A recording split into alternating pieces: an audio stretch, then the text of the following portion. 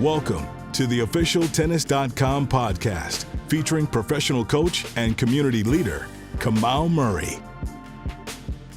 Welcome to the Tennis.com podcast. I am your host, Kamau Murray, and we are here with a leader on tour, a very vocal player with a high tennis IQ and just a high IQ for life and how to grow the sport, a favorite in the locker room, and a Canadian superstar who, honestly was leading the charge years ago when Canada was starting to bubble up. You kept hearing Vasek, and Milos, and then Dennis, right? And then, Andrescu, but, you were at the start of that. So Vasek Pospisil, welcome to the show, brother. Thanks for having me. If half those things are true, then I'm, a pretty good spot. But I appreciate it. Being a coach, we sit there on our phone for a long time while y'all get massages and y'all are in the locker room just talking. So we hear a lot of incidental conversations. So everything that I said is true. You are a favorite in the locker room and well respected. It's like sitting on my phone on WhatsApp one day and hear people, oh man, I love that dude Vasek. He's so damn smart. That's what the players say about you. Well, that's good. It's good to know. So you definitely got a career in management and in tennis management after this, right? Because everyone wants a piece of your brain. So let me ask you this. Yeah. So your story is so interesting to me because of just how you merely, came to Canada. So I spent a lot of time in Canada, in Toronto, training, et cetera. And what amazed me about Toronto is how everybody there is not from there. Yeah. Right? It's like amazing that I think of 10 people, maybe you meet one that's actually from Canada, right? And didn't migrate there. So tell me about how you landed there. Tell me about, the roots from the Czech Republic. Yeah, definitely. I mean, Canada's a country of immigrants, some, more recent, and some, a couple generations, but I was actually born in Canada. So I'm one of the ones, I came to Canada as anyone that was born there would, through my mom's womb, but, but my parents actually, my parents escaped the communist regime in Czech Republic, back in '88 with, my two older brothers. They spent a year in Austria working under the table. I mean, just trying to survive, I guess, or just, save up enough money to come to Canada. And because my uncle escaped a couple of years prior, and he was already in a small town in Vernon, which is where I ended up growing up and where I was born. And so my parents finally, they saved up enough to come to Canada. And then I was born a year later. And then there's a whole, the whole tennis journey began pretty quickly. I mean, ever since I can remember, right? As soon as I started walking, I pretty much had a tennis racket, and my dad was, a huge, I guess, extremely passionate about the sport. He, was a more of a recreational player, I guess, when, in Czech Republic just played for fun. But when he came to Canada, he just became, incredibly passionate about it and was, watching tennis on TV, reading magazines on how to coach, reading about, just became, a tennis nut, and started coaching my brothers and wanted one of his kids to be a professional player. So I guess that's kind of just, how it started. And here I am, I guess 27 years later from when I first started playing. Now talk about, escaping Czech, because I've heard stories of your dad just being a straight up G, just driving through the border. Just driving through border protection and control. Not just oh, he escaped. He just gangstered his way through the border. Yeah, I mean, I wish my dad was here to tell you the story, because it's pretty incredible. I've only ever heard it from his mouth a couple times, which is really surprising when you think about it. But yeah, he basically, I mean, they didn't tell their family or anything. They couldn't, right? So they had to be extremely secretive about that. And I just packed up the car with my two brothers in the back seat, my mom in the front, and just went to the border. And I mean, the way he kind of explained it was, he didn't really even have a plan. He just kind of rolled up to the border. He was in one of the lanes for, I guess the average people who are trying to cross. And then there was a special lane for special passports, which had a gap in it, and he just said, okay, I'm just going to go right through it. So he basically just went into that lane, and he put up the passports and covered the logo, because I guess they had like a special sticker or logo or something on the front of the passport, and didn't make eye contact with the Border Patrol agent. So he just put up the passports, kept looking forward, and the guy was yelling at him to stop, and he just kind of drove through. And at that point, they have machine gun towers and all that, and back then they would shoot cars, right? That would do that. And I guess just I guess they didn't know who my dad was, and I guess they don't want to shoot someone that potentially could be a super important ambassador or something. You never know, right? I mean, he has passports. So I guess they just kind of let him through, and he was looking in the rearview mirror, and they didn't come after him, and that was kind of it. But there's a lot more to this story. I mean, this is that, there's that's for like a 2-hour conversation with my dad. I can give you the 30-second overview summary. Yeah. So you talk about his role in your tennis, right? Your dad had this dream, amateur tennis player, nothing special, but like I put him in the category of the Richard Williams, you know what I mean? The other parents who just sort of read books, watched videos, and figured it out. And when I was a kid, one of the things I used to dread was the hour drive home after a bad practice or after a bad match, right? And so it was like, so I know your dad's famous for like long drives, right? Driving. So tell me about the time in the car.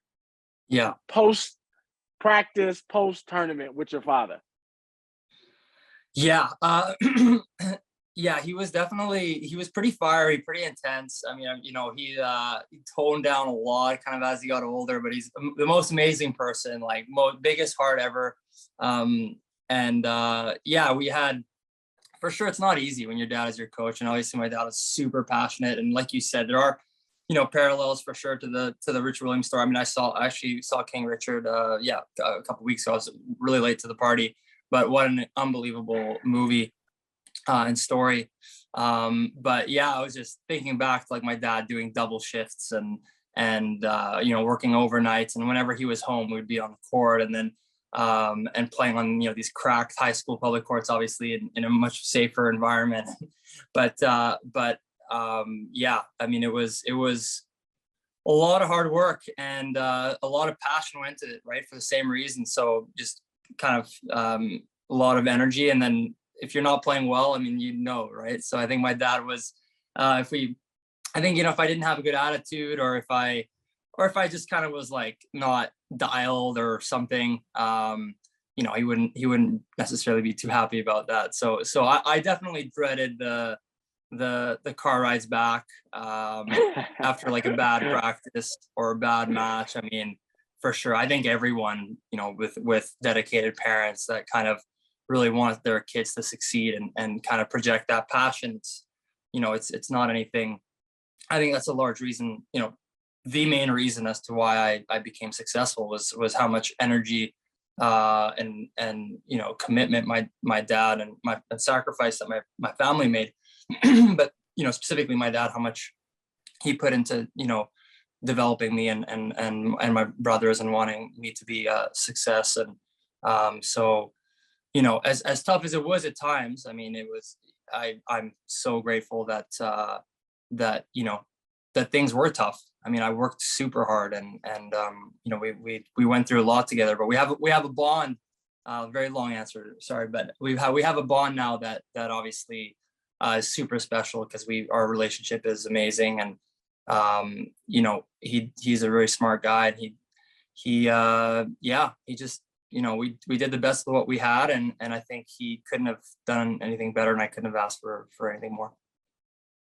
Yeah, you look at the story of most pro tennis players, and there's always a parent that pushes. You know what I mean? Like if this is my theory, right? Being a coach, right? Having an academy, if you leave it up to the kids, they'll sit at home, they'll sit at the crib and like watch TV, play video games, play with toys, that kind of thing.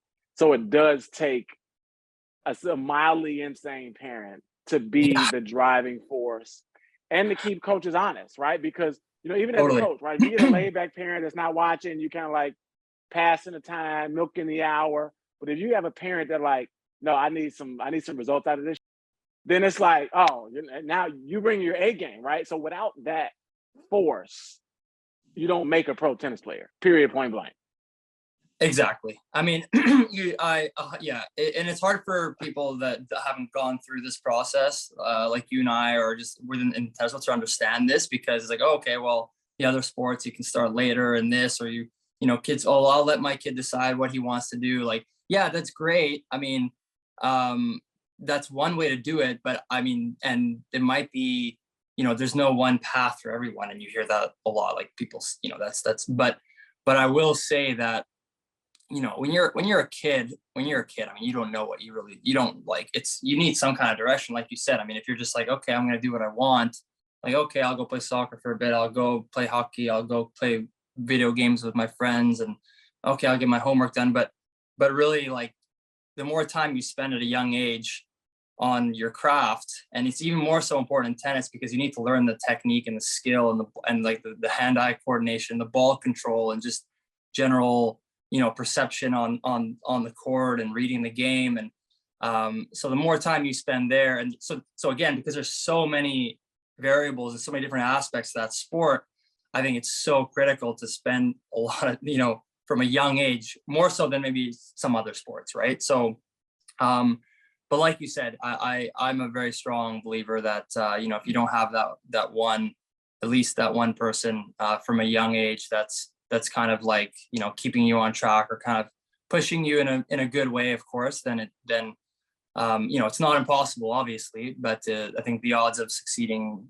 are, you know, quite diminished at that point. Yeah. So we look at your career, right? You got to top 4 in the world in dubs, top 25 in singles. You've obviously played with some great doubles players, right? And had a lot of double success. All your partners are great. So I'm not trying to, you know, make you choose, right? But give me your top 3 doubles partners. I look at your list of partners. Whenever I mention doubles, I think of Brian Brothers, I think of Johnny Mack, I think of Jack Sock, right? So when I look at your partner, obviously Jack stands out. Like, okay, that dude can play with anybody, right? And win. But give me your top 3 doubles partners. I think Jack, Mahut, and Nestor were the 3 best that I've played with. Trying to think. I think Daniel Nestor, when he was at his prime, is even just very underrated. No. I know this might not sound great, but, you know, he didn't necessarily, in my view, have partners that, I mean, you know, I feel like when he was playing well, I mean, this guy was serving big, returning unbelievable. At the net, he was, I mean, I don't know who had better hands. For me, and it might sound biased because he's a countryman, but I've played against all these guys, right? I mean, I've played against or at least of my era. Now, if we're talking about the Johnny Macks, like, you know, now that's a whole other discussion. But if I just concentrate on what my experiences, for me, he was probably, I would say, the best. And then Jack, extremely explosive. Also, I mean, up there, just different qualities. And then, I mean, I would say, yeah, it's tough. Honestly, like, I'll be honest, it's tough to separate those guys. They're all very different. They all have very different skills. And I think they can all win with a lot of different guys, you know, and they've, yeah. So those are 3 that I would say, that I've experienced playing with or against, are the three best. But, you know, there's a lot of singles guys that aren't focused on doubles. I mean, it'd be interesting, you know, I think if you know, if a guy like Federer was focused on doubles, I mean, he'd be the best ever, obviously. I mean, I can't, you know, so we can even forget about the 3 that I just spoke about, right? If you suddenly have these guys or Nadal, or that, you know, start playing more doubles, or start actually really wanting to do well in doubles, like it's right. It changes just that even just psychologically, how much that changes your performance on the doubles court if it's suddenly a priority, versus, or like something you really, really want to do well, versus just, okay, you're there to play, and it's like, it's night and day, right? So I think it'd be very interesting to see, what some of these top singles players would be like if they focused on the doubles court. Well, let me ask you this, because I've coached a couple top singles players, and our challenge with doubles is, sometimes the scheduling just gets, what I'm saying, it gets crazy, right? Where you start making it deeper into the tournament, you got to start playing 2 matches in the same day, right? Or maybe you get lucky and you play doubles on your off day, and maybe we could just not practice on the off day and use dubs as a practice. We mentioned how much better the game would be with Fed, Novak, Isner playing more dubs, right? Playing more dubs, Tsitsipas playing more dubs. What do you think? And because you're very vocal on the tour from an organization and what we can do better standpoint, right? So what do you think we could do to get it where, and Fed is almost, he's on his way out, right? And Novak won't change his habits at this point. But what could we do to let the next wave of great singles players also play doubles? How can we blend it better? Oh man, that's a tough one, because the big issue there. There's 2 issues, right? 2 major issues with that, I guess. Why top singles players don't play doubles, and the first and most obvious one is that, like you said, it takes energy, and you want to focus. If your priority is singles and you want to, then just playing doubles and playing it consistently or putting a certain amount of mental energy into it, which, like I said, you kind of need if you want to play well. It's like that little switch, right? Like you can spend time on the court, and that might tire you out a little bit physically, but if you actually want to win, you need to have that mental switch, which most singles guys, they don't want to even do because they're so concentrated on the singles. So just scheduling is the big one. That's also the reason why I haven't played really, doubles the last 5 years. Since I dropped a bit in the singles ranking, I was like, okay, I don't really want to play doubles until I'm back top 50 singles, and which is also ironic, because then I'm in top 50 singles. So why would I want to spend energy doubles? But again, because you're playing qualies, and there's a lot of different things, right? And so I would say, that's just one. I don't know how that would be something that could get fixed, because people are always going to want to conserve their energy for the event that they're focused on. And then the second is, the prize money, right? If you suddenly have the same prize money in doubles that you do in singles, which, I don't see happening anytime soon. But if that were to happen, you'd have more singles guys playing doubles, because suddenly they're like, oh, if I win a doubles match, or, versus my singles match, I'm making the same amount of money, or let's say 50%, let's say if the person half of that, right? So, that would change it for sure. But how would that ever happen? Like you gotta doubles has to be as successful in singles, or make some kind of case study for that to even ever start being comparable, right? So it's a tough one. We'd have to grow the game, right? So you and I talk about exactly, we'd have to, how do we grow the pot in tennis, right? The rising tide raises all boats, right? So if we grow the game, right, then coaches make more money, trainers make more money, players make more money, events make more money, everything makes more, and then perhaps doubles could. So what do you think? That's a good segue into what do you think we have to do to grow the game? Because it all, at the end of the day, it's a job. We're playing for money, period, point blank, right? And, you brought up the money in dubs. We need to bring up the money in tennis generally, right? What do you think we can do to grow it, where we can compete with some of these, NBA contracts now? They're getting $30 million a year guaranteed, contracts. How do we get there? Yeah. Okay, so because if you think about it, more people play dubs, like adults, like people who watch tennis. More of them play doubles than singles. It's true. That's true. Okay, so if I just focus on growing the game, let's if I separate doubles and singles now and just talk about tennis as a whole. Obviously, what each individual country does with the funds that they have that are meant to go towards growing the game at the grassroots level, or however it is, if it's Tennis Canada from the Masters, if it's the USTA, and if it's LTA and UK, okay, we could dive into what they can do, and there's no reason to do that. First of all, I don't even really know what they're doing differently, and I mean, I would have to be spend a couple months reading nonstop about what all these different countries are doing to help grow their sport locally and nationally. But if I look at it more from a macro perspective, in terms of something that I believe, obviously, is what I think would be kind of like a catalyst, or that could create a platform. And this might, sound like I'm beating a dead horse here, but I honestly believe it's a player association, and hear me out. And why I think that's so critical is because as long as the players are not independent, and they're basically in this kind of construct that is currently our one tour that we have, which is, we have one tour, it's the ATP tour, and that's okay. But problem is, what that does is it creates a monopoly, which is, tennis is very, very much monopolized. And anytime you have a monopoly, that's wonderful for the, the controlling party, because they're more or less doing what they want. But the problem that creates is that you don't have an open market, right? You can't. So suddenly, in this case, tennis is one of the most underperforming sports in the world. I think it's the third most watched globally.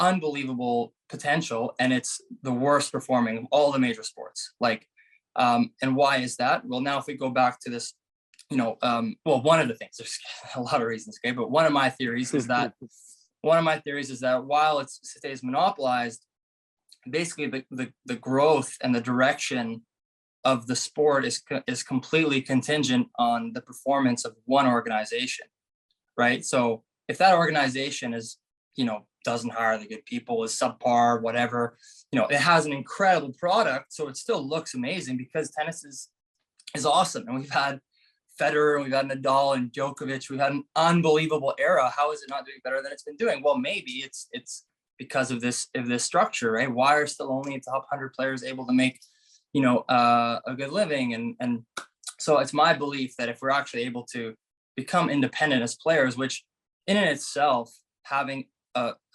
player voice, or an association or organization that represents solely the players, I mean, that needs to be there anyway. I mean, all the sports have it. That's like a basic, almost like a democratic principle. You need to have, some say, especially in a market where you bring so much value as a player group. So yeah, to go back, so now if you open the market, suddenly, it puts pressure on these events. And if they're these tours, if they're underperforming, then something else can come up, and suddenly here's a plan, and not 100 players are going to make it, but 300 players are going to make a living. And now we have a system where 300 men, 300 women will be able to live off of this sport, and not the way it is currently, right? And so I think it wouldn't be the goal of the Player Association to be that other option. It would be the goal to create this, to become an independent, create the open market, and allow for competition to evolve naturally. And then, and if it remains the way, it might remain the same tour the way it is now, but at least they'll be forced to step up and perform. One thing I would compare it to is airlines. I mean, Air Canada is the only airline in Canada. They have a monopoly basically, and in the US you have American, you have Delta, you have United, South. Right. I mean, you have, I mean, if I fly from LA to New York, if I'm flying around the US, it's like a quarter of the price as it is in Canada. I can't fly anywhere in Canada for less right now. I mean, the flight prices have gone up in general worldwide, but it's, it's like 4 times the price probably, right? So, and why is that? Well, Air Canada have a monopoly, and they're the only ones that have the flights flying from Montreal to Vancouver and Vancouver to Winnipeg, right? So it's a little bit of similar, a little bit of a parallel there, but, there's a long answer, but, I'm pretty passionate that I really do believe that will, apart from just servicing the players and making it one organization's top priority to make sure that players are taken care of, and that they're, trying to grow these services to as many players as possible. Apart from that, I mean, I just think it will just help the sport from at a higher level as well. So let's talk about, like a tangent from that is, you've seen like the big three, right? We keep mentioning Rafa, Nadal, Fed, and obviously they're in a tight race to be the greatest ever, the most Grand Slams ever. And I think that like this January, decision not to let Novak play, and then the French being the next slam after that gives Rafa, right, obviously a 2-slam advantage, and then even potentially U.S. Open, right, a 3-slam advantage, right? So, or another 2-slam that Novak played and won Wemby. Is that where you think sort of the competition would also come into, or maybe some more voices, right, to help manage those situations? Because we just saw that, Montreal is not letting Novak play, which we got Rafa who's hurt, you Fed who's not playing, and you got no Novak now, right? That hurts. A, it hurts tennis. A, it hurts the players, and B, it hurts the individual event. Yeah. Right. What do you think about how that whole thing unfolded with the COVID entry and all that kind of stuff? Well, I think that, well, first of all, I think what happened, in Australia, and even now in New York, for example, and Novak not being able to play, that's, I feel like it's difficult to see a path as to how a player association can really affect a government guideline. So I mean, we could, for example, you'd advocate for the player and whatever, right? But ultimately there's very little you can do. It's, will come down to how the governments decide they want to make the rules. And so I don't really, I find it unrealistic to think that what happened in Australia wouldn't have happened if there was a player association. However, there's player association would then be able to, help in other ways, I'm sure, the individual players or whatever.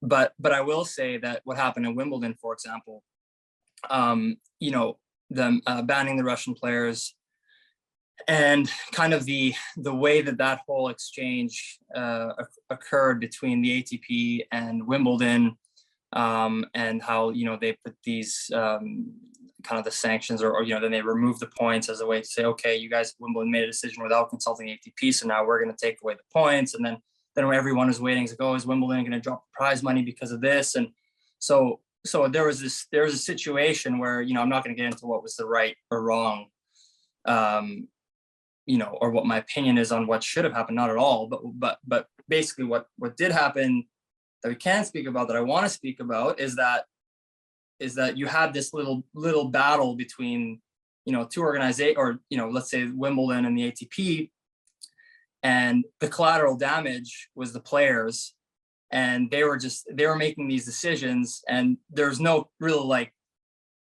they weren't really consulting with the players at all. Nobody knew, honestly, they didn't consult. I spoke to so many of the top guys, you had a player council, but player council, it's, and how effective they are, that, in the construct of the ATP is a whole other discussion. But so you basically had these two Goliaths kind of talking to each other, making these things. Players, suddenly were the ones that are getting hurt, and there was no way to have this back and forth and discussion, which would be the case if we had a player association, for example. So there, I would like, and maybe the outcome would have been the same. I don't know, but at least there would have been very good representation from all the parties, and some kind of agreement, or some decisions can be made with everyone's input, versus just the tournament and the ATP as an organization, right? So that represents that is largely a tournament organization at this point, unfortunately. So we talk about Wimbledon and the decision not to let Russian and Belarusian players play. I want to take you back to 2015, because top 25 in the world, right? Quarters of Wimbledon in 2015, quarters of any slam is hard, period, right? And I think in tennis, unfortunately, if you don't win a slam, they kind of forget. I don't think anybody can name the other 7 players who were in the quarters. You know what I mean? Yeah. But in our sport, that is hard to do. to make second wave slam. So I want, but a lot has to go right. And I want to take you back to 2015 because, when you think about all the things that can go wrong at a slam, right? Right. And like, you've also had some injuries. What went right in 2015 that allowed that run to happen? Yeah, well, a couple things for sure. One, I definitely got lucky. So in the very first round, excuse me, in the first round, I was playing against Vincent Milot, French lefty that I know quite well. He's a great guy. He's working for Tennis Canada now. Actually, he's a Frenchman, and I was down 2-1, and he'll hate to hear this, but I was down 2-1 and 4-2. A break on grass, and I was kind of struggling a bit, like physically. It was pretty hot that day. I think I drank like 9 liters of water, which is whatever, how many, 2 gallons or something, but or a little more than that even. Yeah, I was down 2-1 in a break, and I came back, and I won the fourth in a breaker, and then I won the fifth, and then went on a run, and I also third round I was meant to play Nadal, I think, in the third round. Was it third round or no, fourth round? I was supposed to play Nadal, but he'd lost to Dustin Brown that year. So that opened up that little section. So it was better. I played Viktor Troitsky in the fourth round, who is a great player on grass, and he made finals at Queens, I think, the week before. So he was in hot form and had good wins. But it was better to play Viktor and than Nadal for sure in the fourth round, especially as you're getting later into the draw at Wimbledon. Which I think he'll agree with. I don't think he'll be mad at me for saying that. But yeah, so those were a few things that opened up there. And the other thing was the fact that I was actually healthy all the way through. Because I played some 5-setters. I played a 5-setter. Yeah, first round I played a 5-setter against James Ward in the second round, I believe. Also, I was down 2-1 there, and but physically I held up really well, which is great, because that would kind of allow that run to happen, right? Because usually, so the weather held up. It's like you said, there are a lot of things have to align, and they did that week, right? So that was great. But kind of like if I compare it to when I played the U.S. Open, for example, and I made the fourth round a couple of years ago. By the time I was in the fourth round, my body was destroyed.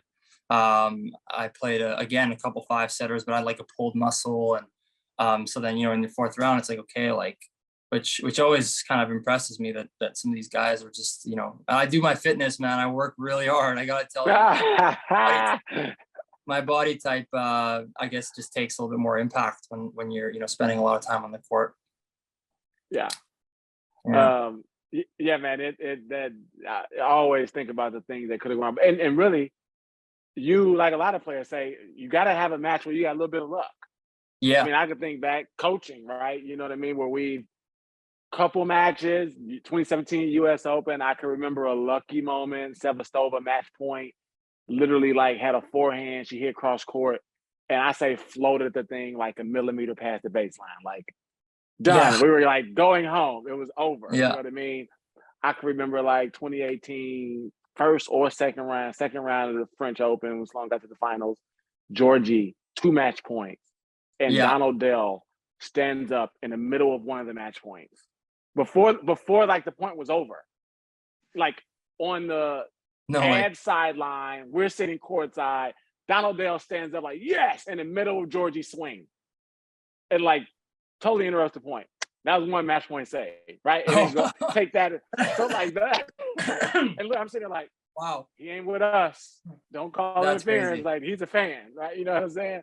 So I can think about like the lucky moments. You know what I mean? If you win 5-6 matches at the slam, you got to have one where you like, damn, I stole that one. Totally. But I guess it evens out, right? Because that's the thing is tennis there's such like small margins, right? You just feel like there's so many matches that are won or lost on like these, a couple shots, like you said, you miss, you hit a serve in by like a millimeter or this or whatever, right? And I guess that just happens so often throughout the year that there's also all these times where maybe things went against you and you don't remember that because nothing became of it, right? But like maybe that week, if that ball that you hit on, that you were on great point in the third and you missed it by a millimeter, if that went in, maybe that was the run you would have made the final. So I feel like but it's so you always like focus on, because it always just becomes that much more kind of obvious, right? When you have these big runs, and then anytime you do, like tennis is so, like you said, so exciting and so competitive, and things can change on 1 or 2 points, that it does feel like you have so many of these these moments where it kind of makes or breaks your event. But it's funny, like in aggregate, I feel like it probably evens out a bit too, but you're right. So you mentioned Nicholas Mahut in this interview. You also talk about Wimbledon, right? And you think about like where you fall in the draw a lot. Obviously, you play Novak, Rafa, Fed, you're gonna be on center court, right? But you also look at the schedule the night before, and you're wondering, am I gonna be on court 2, 3, 14, 11, right? Depending on who you play. So which court do you prefer of those? I thought about it when you said Mahut. Court 3 or court 18? Court 3 or court 18. Which one's court 3 and which one's court 3 is a small stadium. So, below the players' lounge. Okay. Oh yeah, that's a great court. Or court 18 is the one that Mahut played on. And Isner. Yeah.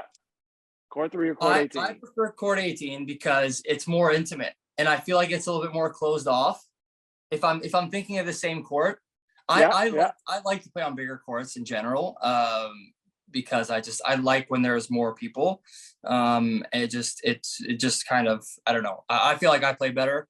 That I just and players want to play in front of people. I think in general as an athlete, not everybody maybe, but I would be surprised if it wasn't the majority. But of those 2 courts, I would say the Isner Mahut court, just because it has that like backdrop with those the fan. With the ivy. Cool. Yeah.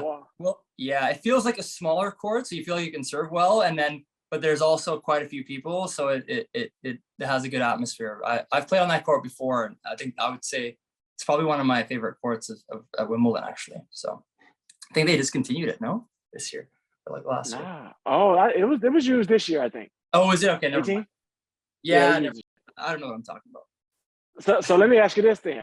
So when the draw comes out, right? Because who's the one player, regardless of ranking? Right, they could be having a bad year. They could just be coming back, whatever ranking is. One player that you like, please don't let me play this place. Oh, and not the big 3, not like. Yeah, I won't say the big 3. Yeah. Somebody in the middle. Who's like, this dude has my number. You know what? I was just talking about this last night. I want to make sure this is the one that I wouldn't want to play. I just gotta think if there's another, but first name that comes to mind and is Monfils. He's got my number. He's got my number. He wears me down, man. He wears me down. It's tough to blow through him, and he just keeps making me play extra ball, and he wears me down. So I think I'm 0-4 against Guile. I don't want to play that guy anymore. I love him though. He's a good guy, but I just don't want to play against him. He's one of those guys too, where it's like, depending on how he's feeling, he could be 40 in the world, he could be 14 in the world, and you're like, come on, bro, please be seated. Please be seated. Yeah. Like, please, like, do what you're supposed to do so you can be seated. So like, because I think the seeds hate that too. Like if I'm like a top 10 seed, I don't want to play Gale in first or second round either. So I'm always like, bro, do what you're supposed to do. Be top 25. So it's like totally. That's you to the third round. You know what I mean? Totally. To my defense, every time I've played him, the 4 times I played, he's always in form. At that time, I remember. So there's a little bit of, it makes me feel a little better. But I did play him a couple of times where I was in form as well. And but maybe if I play him on a day where he's just like not feeling it and doesn't want to be there, but then maybe my chances will be better. But we've had a couple. He's a tough one for me, man. He's a tough one. So you mentioned not want to be there. Tell me a stop on tour. It could be when you were first starting out. It could be 15 to 25, whatever. Tell me a stop on tour where you would never have to go back. Oh, okay. Surprisingly, surprisingly, there was one very recently, because you'd think that like, yeah, you know, maybe back in the futures days or, you know, there'd be a couple shady places that are gone, but there's actually one very recently, and I don't want to call them out because I don't want to be that guy, but it was actually a challenger that I played, and it was I was just like, I can never come back to this event, but I'm gonna try to give you something I'm gonna try to give you something that was long ago, so that I can actually so I can actually say what the name of the place, without hurting any like feelings or something. But I played a tough one. Oh, okay. Well, it's just a memory. I don't know. I played one in I can't remember if that one was El Salvador, or if that was Guatemala. I think it was Guatemala. I can't remember now, but but it was a futures event, I guess 12 years ago, 13 years ago. I'm 32, so I'm getting kind of old but and there was like a revolution or something going on during. So this is more about the events that were happening at the time, more so than the place itself. Although it wasn't luxury either. So, but I was used to that. My dad and I, we went to, you know, all these, you know, all the crazy future tour events, and so, you know, for me, that I can't even point one out that would have been worse than, you know, maybe a handful of others, but this one's event, there was like a revolution going on or something. Like, I think the elections were cheated, and there was like a big fraud, and so there was like an uprising, and there were like grenades, like like literally they're like, there's going to be protests at 5 p.m. Everyone has to leave latest at 3:30. So they literally like stopped the matches in the middle of the day, and we had to go back to the hotel. And I remember thinking like, oh, this is kind of shady. This is you know. And then my dad and I took a bus, because it was cheaper than flying. We took a bus from there through Honduras to El Salvador. I think it was like a $20 bus ride, and the bus was incredible. We had like these huge seats, but that was very sketchy. Like, we should not have done that, looking back, but we saved some money. That was good. We survived, but there was something that had happened like 2 weeks before with a group of tourists in these buses. And I think, a story not worth repeating, but very dangerous. So that was just another fun experience. I have 30 of these stories. Now, give me favorite stop on tour that's not a Grand Slam. Favorite stop on tour that's not a Grand Slam.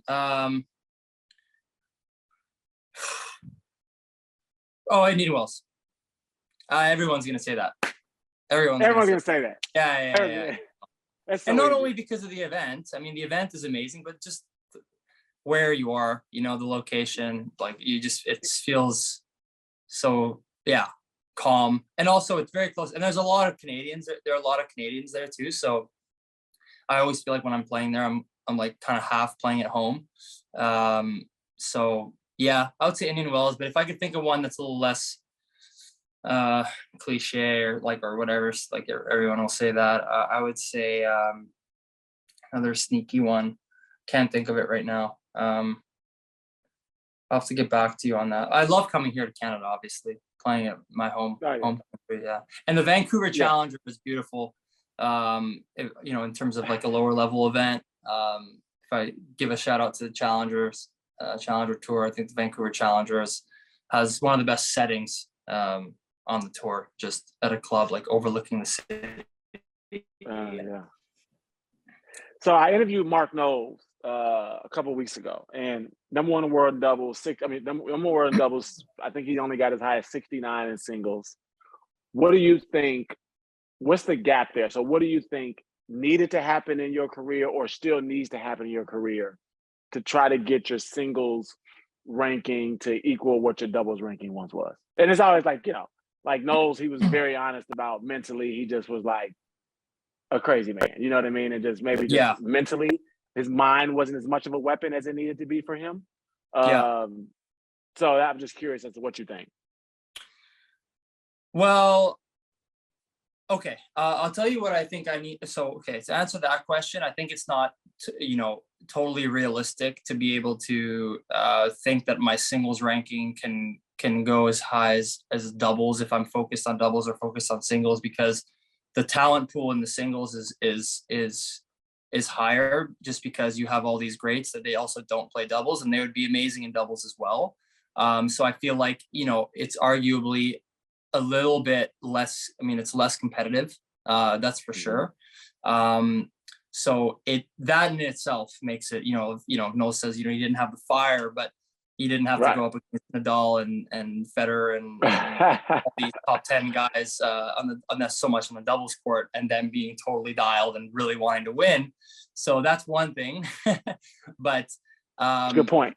Yeah, the other thing, well, for me, I think what's been, the last couple of years, and again, life is, this is why tennis is so tough too, because you're out there on your own. It's an individual sport. There's nowhere to hide. If something's not going well, if you're a little bit less fit, if you're a little bit, even let's say, unhappier in your personal life, if let's say anything, right?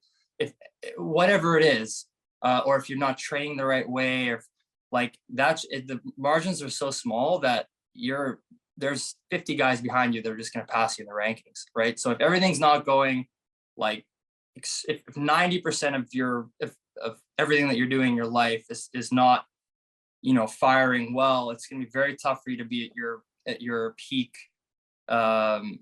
performance in terms of your abilities or potential. So for me, I think, injury is one of them as well, obviously. So for me, I think the last few years, apart from 2019 and 2020, when I came back from the back injury, I actually had a really good year, and I was top 30 in the race. But because of the double year COVID ranking system, I was like 60 or 65. So I know I still have that, that ability in me, and it was not too long ago. But for me, it's really just about having, like a stable team, coach, and the body holding up and being fit, because all these guys, they're so incredibly fit, and sometimes it feels like that it's a huge mountain to kind of try to climb, because I feel like, do everything possible to be as fit as possible, and then the body even starts to break down because of how much work you're putting in, and it's not easy finding the balance. And I think that's a big one, and training the right way. And there's a lot. Honestly, there's a lot.